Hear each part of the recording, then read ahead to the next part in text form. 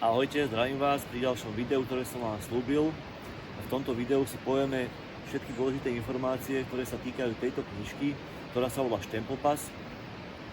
A všetko to, čo by ste mali vedieť predtým, ako sa vyberiete na turistiku do údolia Gastein. Ak chcete vedieť o Štempelpasse viac, sledujte toto video ďalej, určite vás to bude zaujímať. Verím, že to zaujíma nielen tých, ktorí sa do údolia Gastein chystajú poprvýkrát, ale aj tých, ktorí sa sem chcú vrátiť, alebo sa sem opätovne vracajú, pretože je tu stále čo objavovať.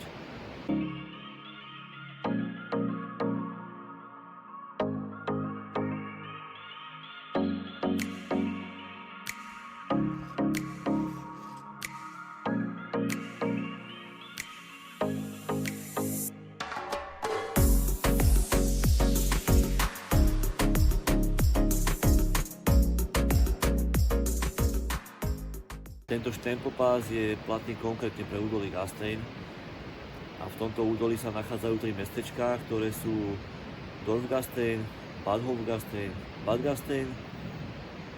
Údolie sa nachádza na úbočí Národného parku Vysoké Taury, ktoré je najväčšou chránenou oblasťou v strednej Európe a jeho rozloha je 1856 m². Do tejto knižky dajte takéto razítka, ktoré máte vypísané v tejto knižke z druhej strany, ako si tie razítka uražate. Inou sú to vrcholy a horské chaty, napríklad tá, na ktorej som bol v poslednom videu, ktoré ste mohli vidieť. Tí, ktorí ste toto video videli, tak viete, ktorú myslím. Tí, ktorí ste to video nevideli, stačí, ak kliknete túto hore na odkaz a môžete si to video pozrieť. Razítka sú schované v takýchto červených boxoch, aby na ne nenapršalo a aby sa nepoškodili, aby ich mohli používať aj ďalší po vás. Tak určite tie razítka, pokiaľ použijete, schovajte naspäť do tohto boxu. Boxy sú ešte označené takouto bielou kvetinou. Táto biela kvetina sa volá plesnivec alpínsky, ktorý je jednou z najznámejších horských kvetín a aj preto je symbolom Alp. Za razítka, ktoré si orazíte do tejto knižky, na tieto prázdne stránky, ktoré sú na to určené, získate určitý počet bodov. Ja som získal za tú chatku, na ktorej som bol, svojich prvých 15 bodov. No a vy, keď ich budete mať viacej, tak tieto body si sčítate a za určitý počet bodov máte nárok na kúpu turistického odznaku, ktorý si môžete kúpiť v jednom z turisticko-informačných centier, ktoré sa nachádzajú v Dorfgasteine, Bad Hofgasteine a Bad Gasteine. Odznakov je dokopy 10, prvých 7 odznakov získate za nazbierané body a prvý z týchto 7 môžete získať už za prvých 50 bodov nazbieraných. Ďalší môžete získať za 100, 150, 300, 600 a 1000. No a posledný z týchto 7 získate za najmenej nazbieraných 2000 bodov. Keď som si zrátal všetky tieto body, ktoré tu môžete nazbierať, tak mi vyšlo 2599 bodov. Potom tu máme zlatý a strieborný alpský odznak. Ako prvý z týchto dvoch môžete získať strieborný, a to už hneď ako nazbierate prvých 20 alpských bodov. Tieto alpské body získate za určené alpské vrcholy, ktorých je 7. A tieto alpské vrcholy máte napísané ako posledné v tejto knižke, kde máte vypísané aj body za každý vrchol zvlášť. A ak zdoláte všetkých 7 vrcholov, tak dokopy získate 44 bodov alpských, vďaka ktorým máte plný počet bodov na to, aby ste získali zlatý alpský odznak.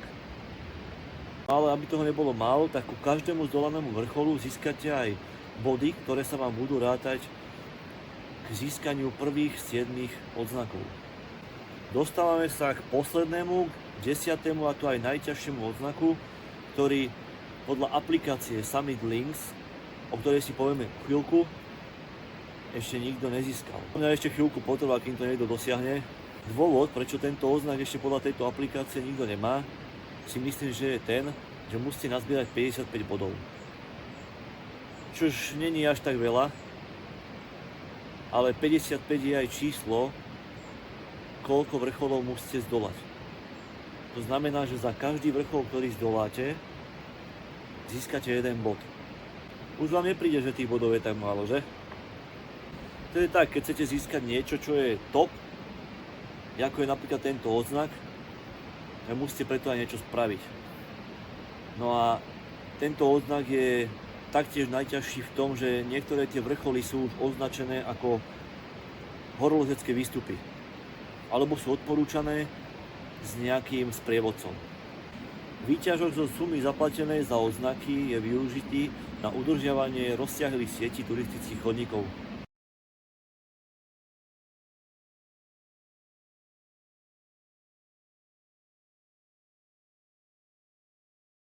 Túto aplikáciu, ktorú som vám už spomenul, si určite stiahnite do svojho telefónu. No a na zadnej strane štempel pasu zozadu máte QR kód, za pomoci ktorého si túto aplikáciu môžete stiahnuť. Pretože bez tejto aplikácie nevyzberáte všetky body, ktoré môžete vyzberať. No a napríklad táto promenáda, na ktorej sa momentálne nachádzam, tak túto promenádu máte v knižke ako Kaiserin Elisabeth promenáde a za túto promenádu máte 8 bodov. Je to úplne jednoduchá ľahúčka prechádzka s krásnymi výhľadmi na hory. No a škoda nemať tých 8 bodov napríklad za túto prechádzku, áno. Lenže pokiaľ tú aplikáciu nemáte stiahnutú, tak tých 8 bodov nemáte ako získať. Preto tú aplikáciu potrebujete. Stretol som sa už s tým, že ľudia na tejto promenáde hľadali štempel, ktorý by si mohli oraziť do svojej knižky, no ale problém je v tom, že tuto žiadny štempel není. Žiadne razítko na tejto promenáde není.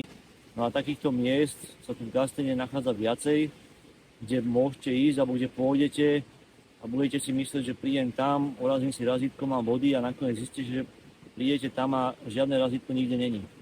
Musíte mať tú aplikáciu stiahnutú, ináč tých 8 bodov proste nezískate. Takou najväčšou výhodou tejto aplikácie je, že dneska už nikto bez telefónu sa im nepohne. Všetci tie telefóny nosíme so sebou už len keď ideme vyniesť smeti. Proste to musíme mať pri sebe. No a nehovorím o tom, keď ide na turistiku, ten telefón má pri sebe už len kvôli GPS-ke, kvôli mape, alebo hoci ktorým iným dôvodom. No a keď budete niekde na turistike a zistíte, že ste si zabudli štempel pas, vyťahnete telefón, zapnite si aplikáciu a vďaka tej aplikácii si odkliknete, že ste tam boli na tom vrchole, na tej chatke alebo na tej promenáde, alebo niekde, kde môžete získať tie body. Takže toto je taká podľa mňa asi najväčšia výhoda tejto aplikácie. A teraz si hovoríte, na čo mi tá knižka teda je. Ja tú knižku teda nepotrebujem, stačí mi aplikácia. V podstate áno, je to pravda, stačí vám úplne len aplikácia. Lenže za mňa tá knižka má proste také svoje čaro. Do tej knižky si dáte tie razítka a to je úplne iný pocit, keď prídete na tú chatku alebo niekam, vyťahnete to razítko, porazíte z toho tej knižky, to je proste úplne niečo iné, ako keď len vyťahnete telefón a klik, mám to odkliknuté, bol som tu, spravím fotku. Tá knižka je fakt proste...